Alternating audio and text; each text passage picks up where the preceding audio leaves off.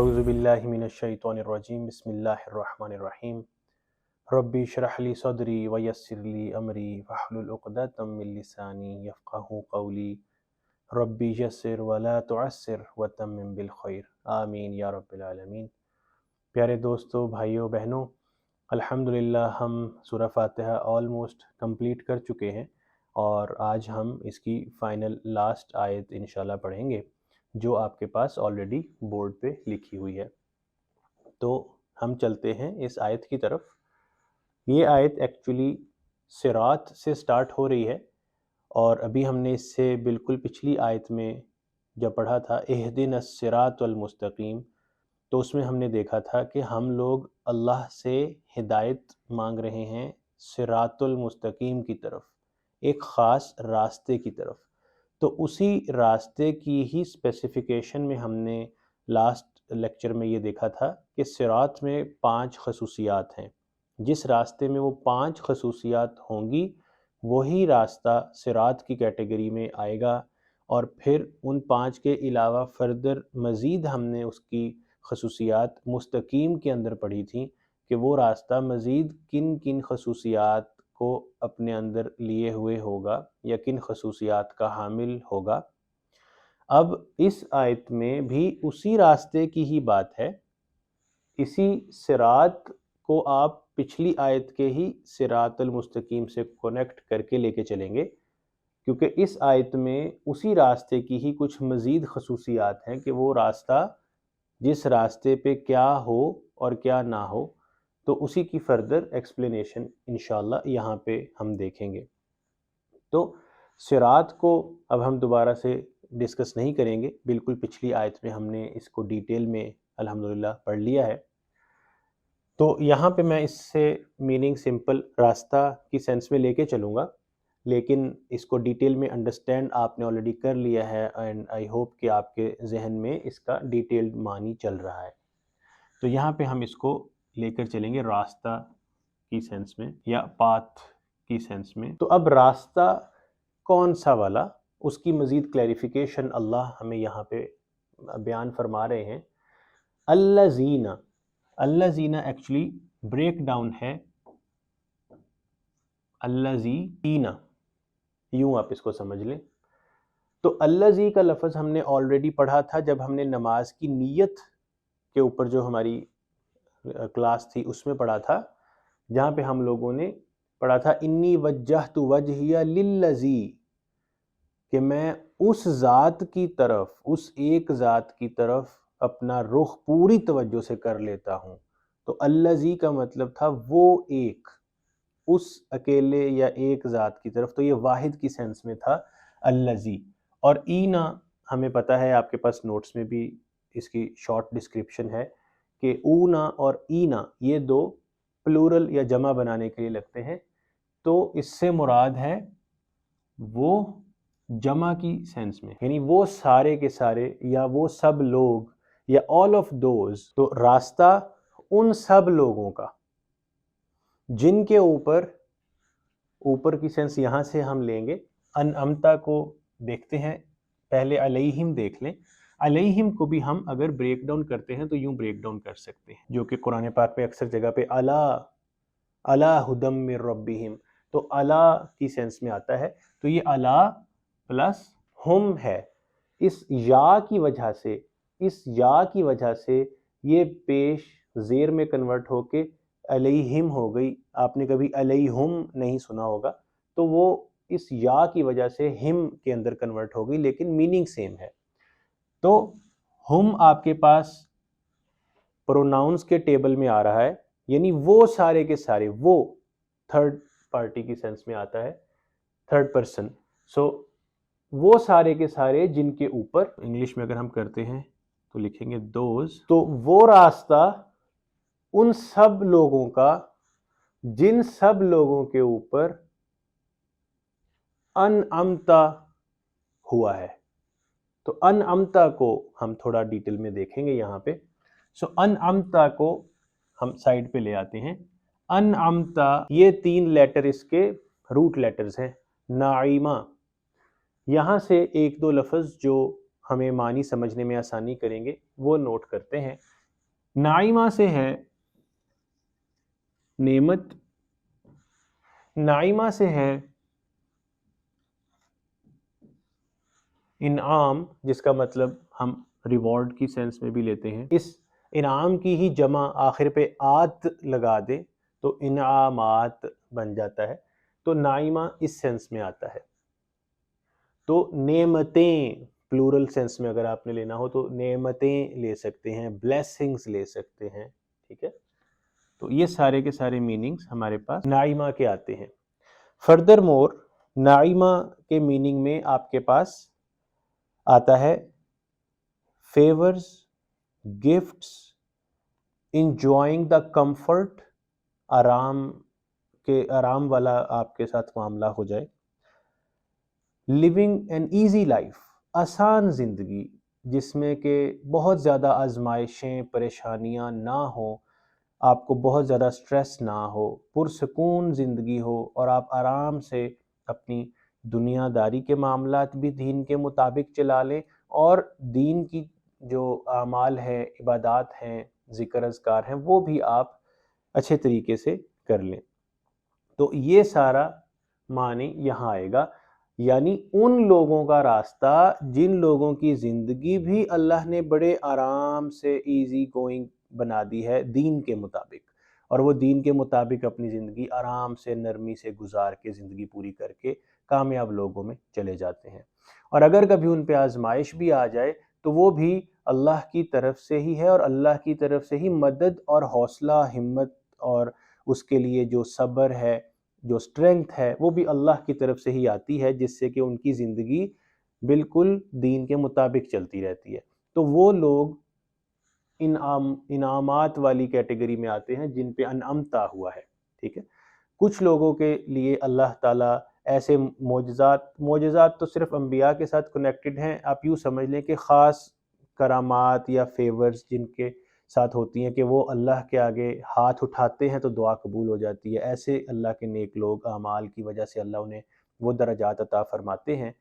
تو جس میں ہمارے بہت سارے بزرگان دین ہیں، بڑے اعلیٰ رینکس کے ہمارے اسکالرز اور علماء حضرات ہیں، یا اور ہمارے بہت سارے اللہ کے نیک بندے جو گزر گئے دنیا سے، ان کی زندگیاں، یا صحابہ کرام، ان سے اوپر آپ چلے جائیں تو صحابہ کرام کی زندگیاں، تو وہ سب وہ لوگ ہیں جن لوگوں کی زندگیوں میں اللہ نے ان کے اوپر انعامات عطا فرمائے، کہ آزمائشیں بھی آئیں اور اللہ کی مدد بھی ساتھ ہی تھی اور وہ ان آزمائشوں میں کامیاب اترے، اور اگر آزمائشیں نہیں آئیں، ایزی گوئنگ اسٹریٹ لائف رہی، تو وہ بھی اللہ کی نعمت ہے کہ آپ کو دنیا کے دوسرے مسائل کا سٹریس نہ ہو اور آپ ایزیلی دین کے مطابق زندگی گزار لیں۔ تو یہ سب آپ کی انعمتا کے اندر آئے گا۔ تو میں یہاں پہ اس کو بلیسنگ کی سینس میں لے لیتا ہوں، یا انعامات یا انعام کی سینس میں، ریوارڈز کی سینس میں لے لیتا ہوں، جنہیں اللہ نے ریوارڈز عطا کیے یا آگے کریں گے، تو یہ یہاں پہ آتا ہے۔ ایک اور چیز، انعام کا جو ورڈ ہے، جیسے سورۃ الانعام وہ بھی قرآن پاک میں ہے، تو انعام کا کیٹل بھی ہوتا ہے، جس میں ہوتا ہے چرنے والے جو جانور ہیں۔ آپ اس کی مثال سمجھنے کے لیے یوں لیں کہ جیسے ایک بہت بڑا کھیت ہے، فیلڈ ہے، فارم ہے، وہاں پہ کافی ساری گائیں، بھینسیں، گھوڑے وغیرہ ہیں جو اس کھلے سے میدان میں چل پھر رہے ہیں اور اپنا چر پھر رہے ہیں، یعنی چارہ بھی کھا رہے ہیں، ایزی گوئنگ ہے، کھلا ماحول ہے، اوپن فیلڈ، اوپن لینڈ ہے، ان کے اوپر کوئی زور زبردستی نہیں، ایزیلی وہ بس روٹین میں چلتے پھرتے اپنا کھاتے پھرتے رہتے ہیں اور ایزی گوئنگ لائف وہ پرسکون گزار رہے ہیں۔ تو یہ بھی سینس یہاں پہ آتی ہے کہ ایسے لوگ کہ جن کے زندگی کے معاملات اتنے سمپل اللہ تعالیٰ فرما دیتے ہیں کہ وہ آرام سے بس دین کے مطابق زندگی گزارتے چلے جاتے ہیں۔ تو ایسی زندگی جن لوگوں کی ہے تو وہ لوگ بھی اللہ کے راستے پر یا صراط مستقیم پر یا اسی راستے پر ہیں۔ تو ہم ان لوگوں کی طرح کی بھی زندگی کی اللہ سے دعا مانگتے ہیں۔ تو یہ آ گیا کہ کس طرح کے لوگوں والی زندگی اے اللہ تو ہمیں ہدایت فرما اس طرح کے راستے کی طرف۔ اور غیری یہاں پہ اللہ کی سینس میں ہے، یا نہیں کی سینس میں ہے یا ایکسیپٹ کی سینس میں آتا ہے. ان بعد والے لوگوں کی طرح کی زندگی نہیں یا ان بعد والے لوگوں کی طرح کا راستہ نہیں ہمیں اللہ عطا فرمانا، ہمیں پہلے والے طرح کے لوگوں کا راستہ عطا فرمانا. تو کن کی طرح کا نہیں، اس میں پہلے اس کو بریک ڈاؤن کر کے اسمال پورشن پہلے سیپریٹ آؤٹ کر لیتے ہیں. المغضوبی ہے، اس کو سیپریٹ کر لیں گے. علیہم یہ اوپر سے ہی ہم لے لیں گے، تو میں یہاں پہ اس کی ڈیٹیل میں نہیں جاؤں گا. It is like just the same, let's put same.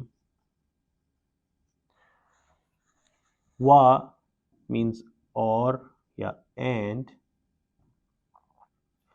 لام زبر لا مینز نہیں. الضالین. تو یہ دو ورڈ اب ہم نے سمجھنے ہیں کہ مغضوب سے کیا مراد ہے اور ضالین سے کیا مطلب ہے. مغضوب کے لیے آپ کے پاس جو روٹ ورڈ آئے گا، جس کو غضبہ یا غضبہ یا غضب کہتے ہیں، ٹھیک ہے. غضب سے آپ معنی لے سکتے ہیں اینگر، تو غصے کے ساتھ ناراضگی، یہ سینس غضبہ میں آتی ہے.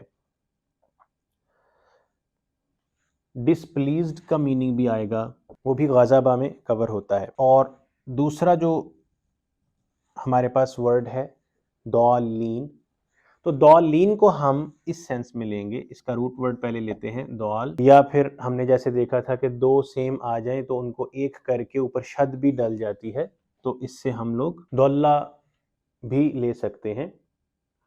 ضلہ یضلو، ٹھیک ہے، پاسٹ ٹینس، اور یہ مضارع یعنی پریزنٹ اور فیوچر کے لیے یوز ہو جاتا ہے. تو یہ یہاں پہ آتا ہے، ٹھیک ہے. جیسے آتا ہے ضلالۃ بالہدا، ہدایت کے بدلے میں انہوں نے ضلہ یعنی گمراہی، ڈارکنیس، اندھیرا، وہ چوز کر لیا. تو یہ میننگ یہاں پہ آئے گا. اور اس کے میننگ کیا ہوتے ہیں، اس سے مراد ہم لوگ لیتے ہیں یعنی جسے راستے کا علم ہی نہ ہو. آوارہ کی سینس میں بھی آئے گا. اس کے بعد غلط طریقے سے، رانگلی، آؤٹ آف کنٹرول. تو یہ میننگز ضلع کے آئیں گے. اب ہم ان دونوں کو کمپیئر کرتے ہیں اور ڈفرنس کو انڈرسٹینڈ کرنے کی کوشش کرتے ہیں. اس کے لیے ہم اکثر جب علماء کی تفاسیر کو بھی پڑھتے ہیں تو ہم دیکھتے ہیں کہ غضبہ یا مغضوب سے مراد اکثر علماء نے یہود کو لیا ہے. تو میں یہاں پہ لکھ سکتا ہوں جن پر غضب ہوا یا انڈر اینگر آف اللہ، اور یہاں پہ میں یہود لکھ لیتا ہوں، جو علماء نے زیادہ تر تفاسیر میں کانسیپٹ پک کیا ہے. اور ضالین جو ہے، اس سے مراد ہم نے لیا ہے گمراہ، یا وہ جو نہیں جانتے، علم نہیں رکھتے. جیسے ہے گمراہ، جن کا راہ یعنی راستہ گم ہو گیا ہو، ان کو راستے کا علم نہ ہو. تو ہم کہہ سکتے ہیں جنہیں علم نہیں راستے کا، جنہیں راستے کا علم نہیں، یہ وہ لوگ ہیں. اور ان سے مراد علماء نے اپنی تفاسیر میں نصارہ کو یا عیسائیوں کو لیا ہے. تو اب ہم ان کو کمپیریزن میں لے کے چلتے ہیں. اس کو سمجھنے کے لیے میں آپ کے سامنے ایک بڑی اچھی اور بہت اپروپریٹ اگزامپل رکھتا ہوں. اگزامپل یہ ہے کہ آپ کے گھر میں مہمان آنے ہیں اور آپ نے ان کے لیے کوکنگ کی ہے، کھانا تیار کیا ہے، اور بہت زبردست ڈیلیشیس قسم کی ڈشز اور کھانے تیار ہوئے ہیں. اب جیسے ہمارے اکثر کلچر میں ہوتا ہے کہ جو ہماری مدر ہے وہ کھانا تیار کر کے، کوکنگ ریڈی کر کے، اب مہمانوں کے آنے سے کچھ دیر پہلے وہ ریڈی ہونے، تیار ہونے چلی جاتی ہیں. تو انہوں نے کیا کیا کہ ایک اپنے بچے کو بلا کے کہا کہ یہ کھانا مہمانوں کے لیے ہے، گیسٹ کے لیے ہے، تم نے یہ نہیں کھانا، اس کھانے کو یا اس ڈش کو نہیں چھیڑنا. اور یہ کہہ کے وہ چلی جاتی ہیں. جب تک وہ واپس آتی ہیں تو ان کی ایبسنس میں یہ جو بچہ ہے ان کا، یہ اور ایک دوسرا بیٹا بھی اتنے دیر میں آ جاتا ہے باہر سے کھیلتا ہوا، اور اس کو نہیں پتا کہ یہ کھانا گیسٹ کے لیے ہے اور پہلے والے کو پتہ ہے، یہ دونوں مل کے وہ ڈش کھا جاتے ہیں۔ جب تک ان کی مدر تیار ہو کے آتی ہیں اور دیکھتی ہیں کچن میں کہ کھانا تو غائب ہو گیا ہے، تو بچوں نے کھا لیا ہے جو کہ اسپیشلی گیسٹ کے لیے تیار ہوا تھا، تو اب انہیں غصہ آئے گا، اب وہ ناراض ہوں گی۔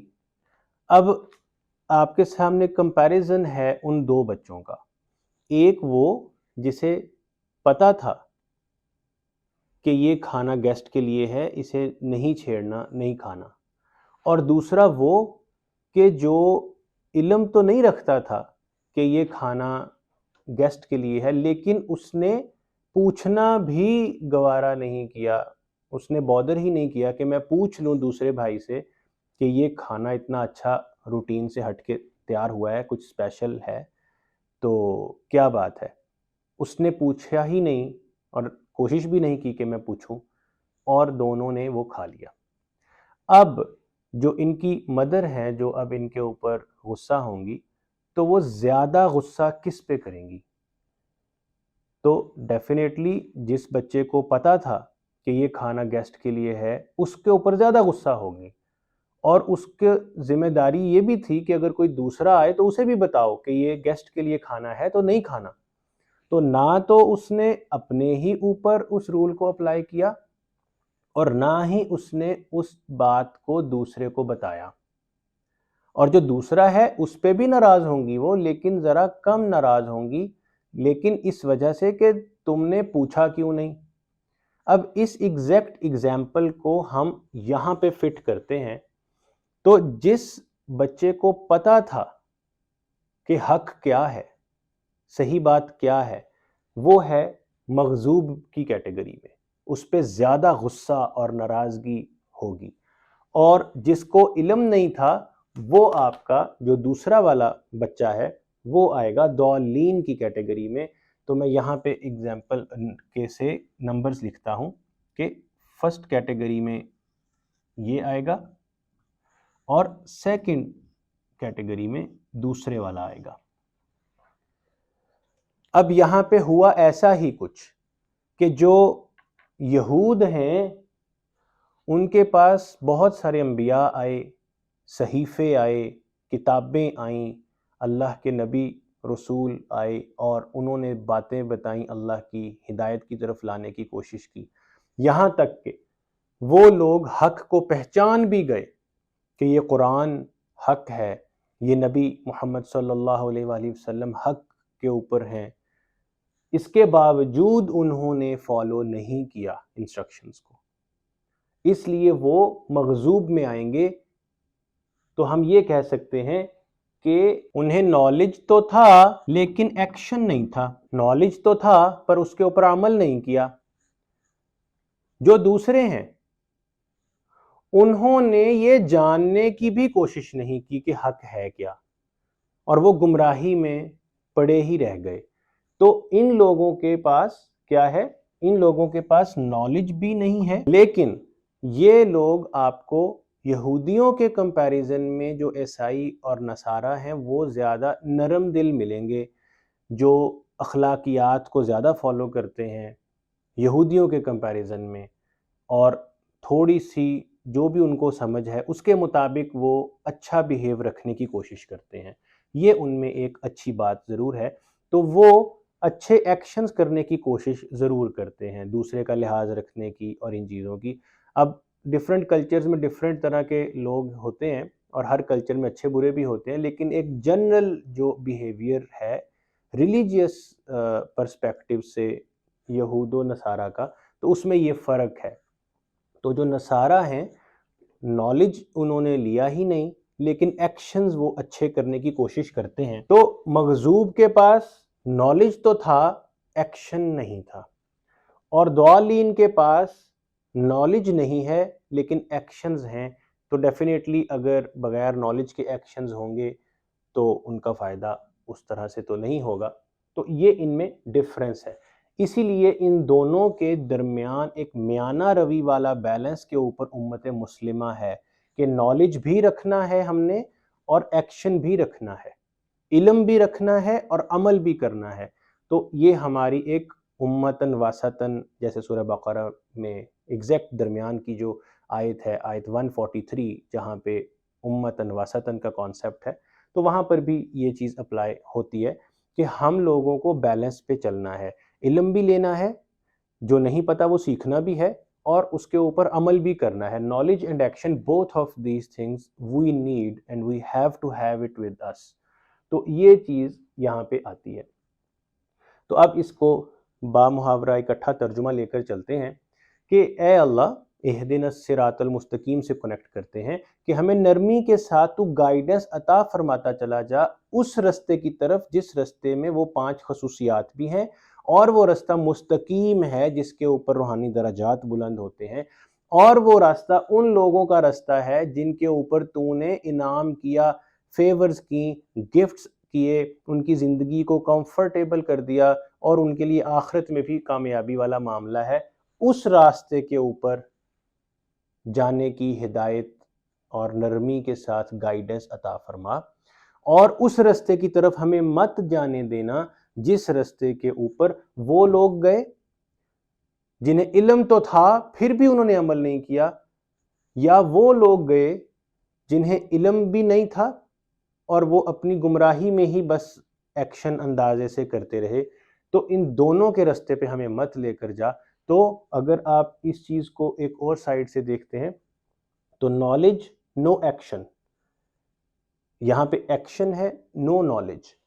تو میں انعامتا کو پھر اگر لے کر آتا ہوں تو میں انعامتا کو یہ سمجھ سکتا ہوں کہ نالج پلس ایکشن ملا کے انعامتا کی کیٹیگری میں آپ چلے جائیں گے۔ سو دیٹ مینز یہاں پہ آپ کو اکٹھی لے کر چلنی ہے۔ تو اس طریقے سے آپ کی یہ پوری آیت کا مفہوم الحمدللہ کلیئر ہوتا ہے۔ آمین، آخر کے اوپر ہم کہتے ہیں آمین۔ یہ بہت کامن لفظ ہے جو ہم ہر دعا کی آخر پہ کہتے ہیں آمین۔ تو کوئکلی اس کو بھی دیکھ لیتے ہیں۔ آمین جو لفظ ہے، پہلی بات تو یہ کہ آپ جس بھی اسکول آف تھاٹ سے تعلق رکھتے ہیں، اگر جماعت میں نماز پڑھ رہے ہیں اور امام جب اپنی سورہ فاتحہ کمپلیٹ کرتا ہے تو اس کے بعد کچھ لوگ اونچی آواز میں آمین کہتے ہیں، کچھ لوگ دل میں کہتے ہیں۔ آپ جس بھی اسکول آف تھاٹ کو فالو کرتے ہیں، نو پرابلم، کوئی مسئلہ نہیں ہے۔ آپ جماعت میں ہیں، امام کے پیچھے کھڑے ہیں، اور آپ کی طرف سے اس جماعت کے کولیکٹیو طریقے سے آمین کنسیڈر ہو جائے گی اگر آپ دل میں بھی کہیں گے۔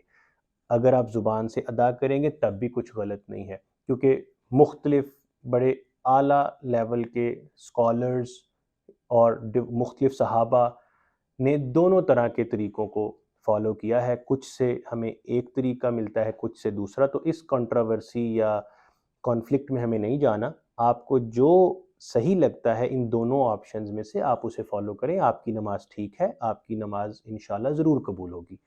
تو آمین کے معنی کو لے کے چلتے ہیں۔ آمین کا جو لفظ ہے اس کا روٹ ورڈ آتا ہے، یہیں سے لفظ ہے امن، ایمان، مومن، یہ سب یہیں سے آ رہے ہیں، جس کا مطلب آتا ہے جیسے آپ امن محسوس کرتے ہیں، یو فیل سیکیورڈ، مطلب اللہ آپ کی دعا کا جو بھی آؤٹ کم آپ کو عطا کرے وہ قبول کر لے اور آپ کو بالکل وہی عطا کر دے، وہ قبول کر لے اور آپ کو اس سے بہتر عطا کر دے، یا وہ قبول ان دا سینس کر لے لیکن اسے ہولڈ کر لے، آخرت میں اس کا آپ کو اجر عطا فرمائے۔ جو بھی ڈیسیجن اللہ تعالیٰ آپ کی دعا کے اوپر لیں گے، آپ کو اپنے آپ کو اس ڈیسیجن کے اندر خود کو اللہ کے ساتھ سیکیورڈ فیل کرنا ہے۔ Whatever the decision Allah will take on your dua, you must feel comfortable, easy, secured, have your trust and faith with Allah کہ اللہ میرے لیے بہتر ہی کریں گے۔ That is امانہ، یؤمنو، ایمان لانا، مومن بننا۔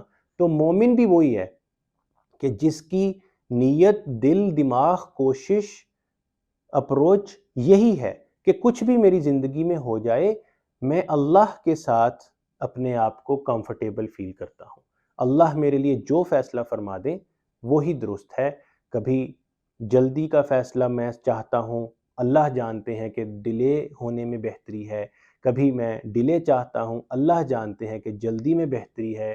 کئی دفعہ آپ دعا مانگتے ہیں اور آپ کی امید سے بہت جلدی قبول ہو جاتی ہے، یہ سب کچھ اللہ کی طرف سے جو دعا قبول ہونے کا معاملہ ہے۔